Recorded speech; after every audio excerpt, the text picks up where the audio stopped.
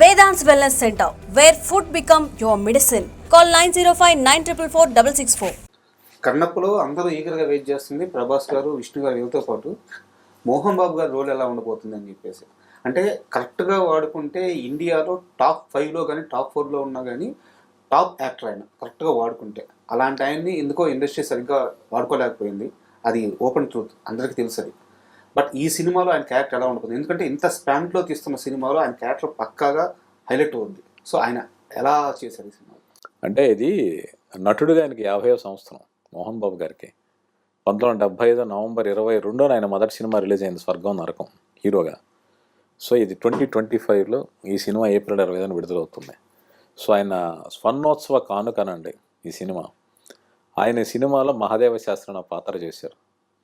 So ఆ పాత్రలో మోహన్ బాబు గారు తప్పితే ఇంకోటి ఎవరు చేయలేరు. అంటే ఒకటి, ఆ పాత్రకు ఒక గాంభీర్యం ఉంటుంది, చిన్న అహంభావం ఉంటుంది, అహం బ్రహ్మోస్మి అన్న ఒక భావంతో ఉంటుంది ఆ పాత్ర.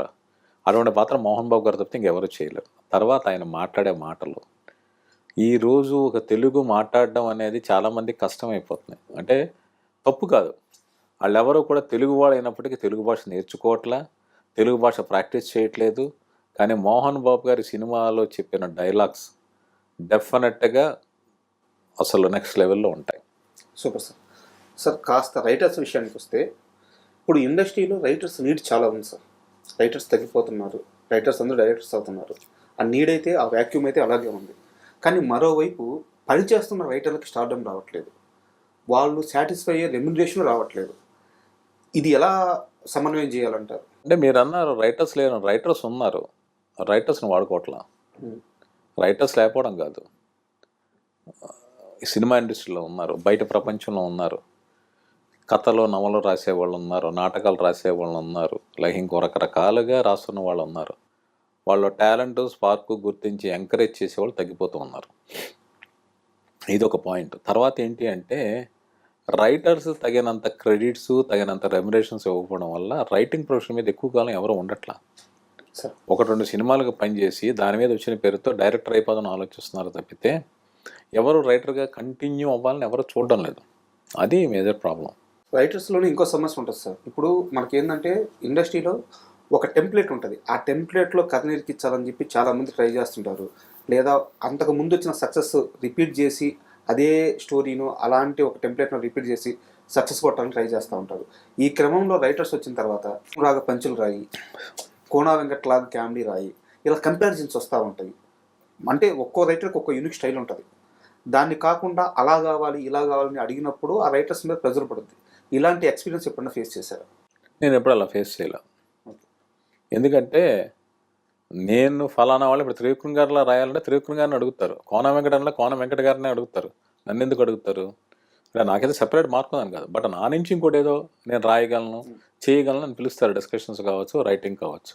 సో నేను అది ఇవ్వగలగాలి తప్పితే, అంటే ఒక కంపారిజన్ ఉంటుంది. ఏంటి, వాళ్ళంత బెస్ట్గా ఒక డైలాగ్ రాశారు, ఒక ఫిలాసఫీ అంత క్లుప్తంగా చెప్పారు, ఒక మంచి జోక్ వేశారు, అలా మనం ఏం చేయగలను ఆలోచించడం తప్పితే, ఆ రకమైన కాంపిటీషన్ తప్పితే వాళ్ళని ఇమిటేట్ చేయడం అనేది ఎప్పుడు ఉండదు. ఈ మధ్య వచ్చి చాలా సినిమాలు చూసుకున్నట్టయితే ఇంతకుముందు సినిమాల్లో లేనిది ఏంటంటే ఒక క్యారెక్టరైజేషను. ఉదాహరణకి ఫస్ట్ హాఫ్లో క్యారెక్టరైజేషను, దానికి తగ్గట్టు ఒక పాట, ఒక కామెడీ ట్రాక్, ఇలా అంతా పెట్టుకొని సెకండ్ హాఫ్కి వచ్చేలేకే ఒరిజినల్ పాయింట్ మీదకి వెళ్తున్నారు, కథలో మెయిన్ పాయింట్ మీదకి వెళ్తున్నారు. ఇది వరకు సినిమా అంతా కథ ఉండేది, ఇప్పుడైతే ఈ ఫెసిలిటీ వచ్చింది. బట్ సమస్య ఏమవుతుందంటే, ఎక్కడైతే కథ చెప్పాలో అక్కడ సినిమాలు పోతున్నాయి. మీరు పనిచేసిన హరీష్ శంకర్ గారు కూడా అదే తప్పు చేశారు. మన రీసెంట్ మూవీ ఫస్ట్ హాఫ్ అంతా చాలా నీట్గా తీశారు, రవితేజ గారి సినిమా మొన్న వచ్చారు. ఎక్కడైతే కథ చెప్పాలో సెకండ్ హాఫ్లో అక్కడ తేలిపోయారు. రీసెంట్గా వచ్చిన విశ్వక్సేన్ గారి సినిమాలు కూడా అదే సమస్య. కథ చెప్పాల్సిన దగ్గర తేలిపోతున్నారు దర్శకులు, మిగతా అంతా బాగా తీస్తున్నారు. దీన్ని ఎలా చూస్తారు మీరు? అంటే ఆడియన్స్కి టెంప్లెట్ స్టోరీ టెల్లింగ్ అని నచ్చట్లా.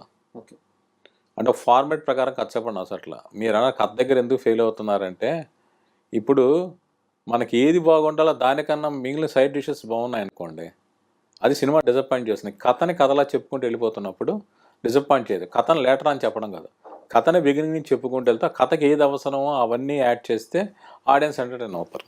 ప్రసాద్ గారు, మీ వ్యక్తిగత జీవితం విషయానికి వస్తే చాలా ఉన్నతమైన కుటుంబంలో జన్మించారు, ఫైనాన్షియల్గా ఆర్థికంగా బాగా బలమైన కుటుంబంలో జన్మించారు. తర్వాత ఏదో ఫైనాన్షియల్ క్రైసిస్, చాలా పేదరికం అనుభవించాల్సి వచ్చింది. తర్వాత కాలంలో జర్నలిస్ట్గా రచయితగా ఎదిగారు. ఒక్కసారి మీ బ్యాక్గ్రౌండ్ నుంచి, ఫ్యామిలీ బ్యాక్గ్రౌండ్ గురించి, మీ కుటుంబ నేపథ్యం నుంచి కాస్త చెప్తారు. నేను అనంతపురంలో పుట్టాను, విజయవాడ తాడేపల్లిలో చదువుకున్నాను. మా నాన్నగారు తోట రామారావు గారు. నేను తాడేపల్లిలో డిగ్రీ వరకు చదువుకున్నాను. సో చిన్నప్పుడు చాలా కంఫర్టబుల్ రిచ్ లైఫ్ లీడ్ చేసాం. మధ్యలో కొంతకాలం నేను ఏవో కొంత క్రైసిస్ ఫేస్ చేశాను. బట్ నేను మీకు ఎంత చెప్పిన ఇంటర్మీడియట్ నుంచి నేను డబ్బులు సంపాదించడం మొదలుపెట్టాను. ఆ తర్వాత లైఫ్లో రకరకాల ఎత్తుపల్లాలు అవన్నీ సహజం. బట్ అవన్నీ దాటుకుంటే ఇంతకాలం నా ప్రయాణం సాగింది. ఇక నా కుటుంబ విషయానికి వస్తే నా భార్య గీత, నా భార్య నా లైఫ్ పార్ట్నర్ కానీ నా సోల్మేట్. మేమిద్దరం ఒకేలా ఆలోచిస్తాం, ఒకేలా రెస్పాండ్ అవుతాం. సో అంత వేవ్ లెంగ్త్లో మేమిద్దరం కలిసి బతుకుతాం. నాకు 2 అమ్మాయిలు, పెద్ద అమ్మాయి శ్రావ్య, అల్లుడు పార్థసారథి, వాళ్ళిద్దరికి ఒక బాబు రుద్ర. అలాగే 2వ అమ్మాయి మనోజ్ఞ, అల్లుడు సాయికృష్ణ, ఒక పాప నిహిర. ఇది మా ఫ్యామిలీ. మీరు రైటర్గా చాలా సినిమాలకు పనిచేశారు. మీరు కెరీర్లో హైయెస్ట్గా అందుకున్న పారితోషికం ఎంత, తక్కువగా అందుకున్న పారితోషికం ఎంత? అంటే ఈ క్వశ్చన్ ఎందుకు అడుగుతున్నానంటే, మీరు 2010 కెరీర్ పీక్స్లో ఉన్న తర్వాతే మీ హెల్త్ ప్రాబ్లం వచ్చింది. అలాంటి సమయంలో మీ హెల్త్ ప్రాబ్లం మీరు ఫైనాన్షియల్గా బేర్ చేయలేని సిచ్యువేషన్ అంటే ఒక రైటర్కి ఎంత మినిమం అమౌంట్ ఇస్తున్నారో తెలుసుకోవాలి. అలా కాదు, ఇప్పుడు నా ఇల్లు హెల్త్ అనేది లక్షలాది రూపాయల ఖర్చుతో కూడుకున్నది. అది నా రెమ్యునరేషన్ తక్కువ అని కాదు. నేను అప్పుడు మార్కెట్ రేట్ ప్రకారం నేను మంచి రెమ్యునరేషన్ తీసుకుంటున్నాను. నా రెమ్యునరేషన్ తక్కువ అయ్యో నేను డబ్బులు సంపాదించో కాదు. అప్పటి నా స్థాయికి మించి, నా సంపాదనని మించిన ఖర్చు లేక అది ఇబ్బంది. అది అంతే, దానివల్ల కాదు. అంటే ఎంత మీరు చెప్పగలిగితే చెప్పండి. అంటే ఇప్పుడు తీసుకున్న అమౌంట్ ఎంత, తక్కువ తీసుకున్న అమౌంట్ ఎంత? ఇప్పుడు తక్కువ తీసుకుంది అంటే నేను ఇప్పుడు చెప్పలేను. తక్కువ తీసుకుంది అంటే ఇప్పుడు నా ఫస్ట్ రెమ్యునరేషను 1,75,000, ఓకే, 143K. నా హైయెస్ట్ రెమ్యునరేషన్ 40 lakhs. అది ప్రాజెక్ట్ ఇంకా రిలీజ్ కావాలి. సో అని తీసుకున్న రెమ్యునరేషన్ అది. సార్ నెక్స్ట్ నా క్వశ్చన్ కూడా అదే, ఫ్యూచర్ ప్రాజెక్ట్స్ ఏంటి? అంటే మీకు ఇందాక చెప్పినట్టు విష్ణు గారు నన్ను పిలిచిన కారణం వేరే. ఒక 8 ప్రాజెక్టులు ఆయన ప్లాన్ చేశారు. సో 8 ప్రాజెక్టులు జరగబోతున్నాయి. దాని తాలూకు వర్క్ ప్యారలర్గా జరుగుతూ ఉంది. అన్నప్పుడు సినిమా అయిపోయింది. అలాగే ఆయన చాలా భారీ ఎత్తు ప్రాజెక్టులు ఒక నిర్మాతగా ప్లాన్ చేశారు. వాటిలో ఆయన నటించవచ్చు, నటించకపోవచ్చు. ఇంకా ఆయన ఏమి నిర్ణయం తీసుకోవాలా. ఆ స్క్రిప్ట్ వర్క్లు నాకు అప్పచెప్పారు. వాటి తాలూకు ట్రీట్మెంట్, స్క్రీన్ ప్లే వర్క్లు చేస్తూ ఉన్నాను. నేను ఇన్నేళ్ళ ప్రయాణంలో నేను రకరకాల అగ్ర హీరోలందరినీ కలిశాను. ఒక జర్నలిస్ట్గా ఇప్పుడు చిరంజీవి గారు కావచ్చు, మోహన్ బాబు గారు కావచ్చు, బాలకృష్ణ గారు, నాగార్జున గారు, వెంకటేష్ గారు, ఇలాంటి జనరేషన్తో జర్నలిస్ట్గా అసోసియేషన్ సాగింది. బట్ నాగార్జున గారితో సూపర్, వెంకటేష్ గారితో చింతకాయల రవి సినిమాలు పనిచేసాను, మోహన్ బాబు గారితో ఇప్పుడు కన్నప్ప చేస్తున్నాను. బట్ ఇప్పుడు టాప్ స్టార్స్ అందరితో కూడా నేను రైటర్గా పనిచేసే అవకాశం నాకు దొరికింది. మహేష్ బాబు గారు గోస్ట్ రైటర్గా చేశాను, ప్రభాస్ గారు, రామ్ చరణ్ గారు, అల్లు అర్జున్ గారు, ఎన్టీఆర్ గారు, వీళ్ళందరితో నేను కలిసి పనిచేసే అవకాశం నాకు దొరికింది. రాణా గారు, ఇప్పుడు విష్ణు గారు. విష్ణు గారి తాలూకు ప్రత్యేకత ఏంటంటే 3 ఏళ్ల నుంచి నన్ను చాలా చాలా బాగా చూసుకుంటున్నారు. ఈ మాట నేను ప్రత్యేకించి ఎందుకు చెప్పాలి అంటే, ఆయన వచ్చినప్పుడు ఒక మాట అన్నాడు. ఆయన మిమ్మల్ని బాగా చూసుకోవాల్సిన బాధ్యత నా మీద ఉంది అన్నాడు. బాగా చూసుకోవాల్సిన బాధ్యత అంటే ఆయన నా ఎక్స్పీరియన్స్కి, నా రైటింగ్కి ఆయన ఇచ్చిన రెస్పెక్ట్, అది నేను మర్చిపోలేను. ఒక చిన్న ఎగ్జాంపుల్ చెప్పండి. మొన్న శ్రీకాళహస్తి శివరాత్రి ఉత్సవానికి వెళ్ళాం మేము అందరం. అది దర్శనానికి మోహన్ బాబు గారు, విష్ణు గారు, డైరెక్టర్ ముఖేష్, ఇంకా మిగిలిన యూనిట్ ఆర్టిస్టులు, కొంతమంది టెక్నీషియన్స్ అందరూ లోపలికి వెళ్తూ ఉన్నారు. ఒక పక్కన పోలీసు సెక్యూరిటీ, ఇంకొకరు బౌన్సర్ సెక్యూరిటీ. అనుకోకుండా ఏమైందంటే ఒక చోటకు వచ్చేటప్పుడు పోలీసులు నన్ను ఆపేశారు. ఓకే, మిగిలిన వాళ్ళందరూ లోపలికి వెళ్ళిపోయారు. విష్ణు గారు లోపలికి వెళ్ళి తోటప్రసాద్ గారు ఎక్కడ అని అవును అడిగాను. నేను వెనక పడిపోయాను తెలిసి, నన్ను ఆపేసాను తెలిసి ఆయన మళ్ళీ క్యూలోంచి వెనక్కి వచ్చి నన్ను ఆపిన చోట అక్కడ ఉన్న వాళ్ళకి చెప్పి, ఆ స్టాఫ్కి చెప్పి నన్ను మళ్ళీ లోపలికి తీసుకెళ్ళారు. ఆయన ఒక చిన్న విషయంలో కూడా నా పట్లే కదా, ఆయన ఎవరి పట్ల తీసుకునే కేర్ అంతా. తర్వాత ఏంటి అంటే ఆయన అన్నట్టు ఏంటి అంటే, ఇక నేను వేరే విషయాలు ఆలోచించాల్సిన టెన్షన్ నాకు ఉండదు. అంటే క్రెడిట్ ఏమేస్తారు, డబ్బులు ఎప్పుడు వస్తాయి, ఎంత ఇస్తారు, ఈ టెన్షన్ నాకు ఉండదు. అలాగే ఒక స్క్రిప్ట్ మన పని మనం చేసుకునే అంత కంఫర్ట్ జోన్ నాకు ఇచ్చారు విష్ణు గారు. సో ఇది నా టాప్ ప్రయారిటీ ఇప్పుడు నేను చేస్తున్న వర్క్లో ఉన్నాయి. సో ఈ బహుశా విష్ణు గారితో ప్రయాణం కొంతకాలం కొనసాగుతుందని నేను ఆశిస్తున్నాను భగవంతుడి దయతో. అలాగే యోగేష్ కేఎంసీ అని నా ఫ్రెండ్, నాకు ఇండస్ట్రీలో బెస్ట్ ఫ్రెండ్. ఆయన ఆయన నేను కలిసి ఒక స్క్రిప్ట్ రాసాం. ఓకే. ఇద్దరం కథా స్క్రీన్ ప్లే రాసాం. సంయుక్త మీనన్ గారు హీరోయిన్, రాజేష్ దండా గారు ప్రొడ్యూసరు.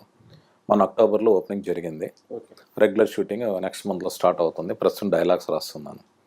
సో ఈ ప్రాజెక్ట్ స్టార్ట్ అవబోతుంది.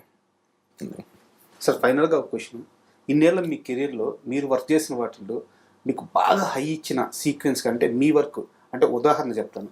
ఇప్పుడు సూపర్ మూవీ తీసుకుంటే దాంట్లో అలీ ట్రాక్ ఉంటుంది, అది మా అందరికీ చాలా ఇష్టం. ఈ రోజుకి కూడా అది రాసింది మీరే అని, అంటే మీరు రాసిందంటే దాని క్రియేటర్ మీరే అని చెప్పి తెలిసింది. సో ఇలాంటి సీక్వెన్స్లు ఇది నాకు బాగా హై ఇచ్చింది అనేది ఒకటి, నేను బాగా కష్టపడ్డాను కానీ అది రావాల్సినంత రిజల్ట్ రాలేదు అనేది ఒకటి, ఈ రెండు చెప్తారా? అంటే ఇప్పుడు హై ఇచ్చేదని ప్రతిదీ హై ఫీల్గానే మనం పనిచేయలేం. అది ఆరెంజ్ కావచ్చు, రుద్రమదేవి కావచ్చు, ఫ్లాప్ అయిన వరుడు కావచ్చు, లేక కుర్రాడు సినిమా కావచ్చు, ఇప్పుడు చేసిన కన్నప్ప కావచ్చు. నేను రిజల్ట్ ఓరియంటెడ్ కాదు. ఇప్పుడు రిజల్ట్ ఓరియంటెడ్ అంటే కొన్ని ఇండస్ట్రీ రికార్డ్స్ ఉన్నాయి, అవి నేను గోస్ట్ రైటర్గా పనిచేసిన, అవి నేనుగా క్లైమ్ చేసుకోలేని పరిస్థితి. ఓకే. బట్ మనం పనిచేసిన ప్రతిదీ నాకు హై ఇస్తూ ఉంటుంది. ఉదాహరణకి నేను వరుణ్లో ఒక మాట రాశా, పుట్టడం మనకు తెలియదు, చావడం మనకు తెలియదు, తెలిసి చేసుకునే ఒక వెనుక పెళ్ళి. ఓకే. ఈ డైలాగ్ అల్లు అర్జున్ గారు నేను చెప్పిన స్పాట్లో ఆయన భుజం మీద చేసి పక్కగా తీసుకెళ్ళి చాలాసేపు దాన్ని అప్రిషియేట్ చేశారు. అలాగే రుద్రమదేవి సినిమాలో ఒక డైలాగ్ ఉంటుంది, ఒక తల్లి పాలు తాగిన వాళ్ళందరూ అన్నదమ్ములు అయితే ఒక నది నీళ్లు తాగిన వాళ్ళు అన్నదమ్ములు ఎందుకు కారంది. ఇది నాకు బాగా నచ్చిన డైలాగ్. ఇప్పుడు కన్నప్ప సినిమాలో క్లైమాక్స్లో డైలాగ్ ఉంది, సినిమా రిలీజ్ కాకుండా నేను డైలాగ్ చెప్పలేను కానీ, మోహన్ బాబు గారి క్యారెక్టర్ విష్ణు గారిని ఒక ప్రశ్నల పరంపర కురిపిస్తూ ఉంటాడు. ఓకే. కురిపిస్తుంటారు, దానికి ఆన్సర్ చేయలేని పరిస్థితి ఉంటుంది. కానీ విష్ణు గారు ఒక ప్రశ్న అడుగుతాడు, ఇక దానితో ఈ మోహన్ బాబు గారి పాత్ర నిరుత్తరుడైపోయి ఏం సమాధానం చెప్పాలో తెలియని ఉంటుంది. అది చాలా గొప్ప మాట, గొప్ప ఎక్స్ప్రెషన్ కింద నేను ఫీల్ అయ్యాను. అంటే సీన్ డిస్కషన్ జరుగుతున్నప్పుడు విష్ణు గారి దగ్గరతో కూర్చున్నప్పుడు నాకు స్పాంటేనియస్గా డైలాగ్ వచ్చింది, అది చాలా మంచి మాట అని ఇన్కార్పొరేట్ చేశారు.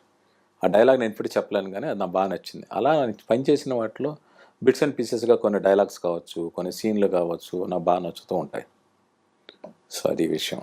తర్వాత మీరు ఇందాక సూపర్ విషయానికి వచ్చారు, దానికి ఇన్స్పిరేషన్ అంటే వన్స్ ఏ థీఫ్ అని జాన్ వూ తీసిన ఒక హాంకాంగ్ మూవీ. అందులో ఒక ఆర్టిస్ట్ ఉంటాడు, రోడ్డు మీద దొంగ బొమ్మలు వేస్తూ ఉంటాడు. ఒక అతని హీరో దొంగ బైక్ మీద వచ్చి వాడికి $100 ఇస్తాడు. ఏంటి ఎంత డబ్బు ఇచ్చావు అంటాడు, నేను దొంగ అంటాడు. ఇది నాకు ఇన్స్పిరేషన్. అయిన తర్వాత ఒక దొంగ డబ్బులు ఇస్తే ఏంటి, అతను పట్టుకోవడం పోలీసులు ఏం చేస్తారనేది. ఈ ట్రాక్ నేను రాసిన తర్వాత నేను మళ్ళీ అది ఎలా డెవలప్ అయిందంటే, సత్యప్రసాదం కూడా యాక్టర్ ఆ సినిమాకి నేను వాళ్ళ షెడ్యూల్ వేసుకోవడానికి నేరేషన్ ఇస్తున్నాను. ఆయనకి నేరేషన్ ఇస్తున్నప్పుడు చిరంజీవి గారి బొమ్మ వేయడం, సాయి జిషిండే బొమ్మ అనేది అప్పటికప్పుడు స్పాంటేనియస్గా చెప్పినాయి. అవన్నీ కూడా చాలా బాగా ఆడియన్స్కి నచ్చాయి. ఇప్పటికీ జనం చాలామంది ఎంజాయ్ చేస్తూ ఉంటారు. అది. Thank you sir. అలాగే కన్నప్ప సక్సెస్ తర్వాత మనం మళ్ళీ కూర్చుందాం, మీ ఫ్యూచర్ ప్రాజెక్ట్స్ గురించి డీటెయిల్గా మాట్లాడుకుందాం. Thank you sir. Thank you అన్న.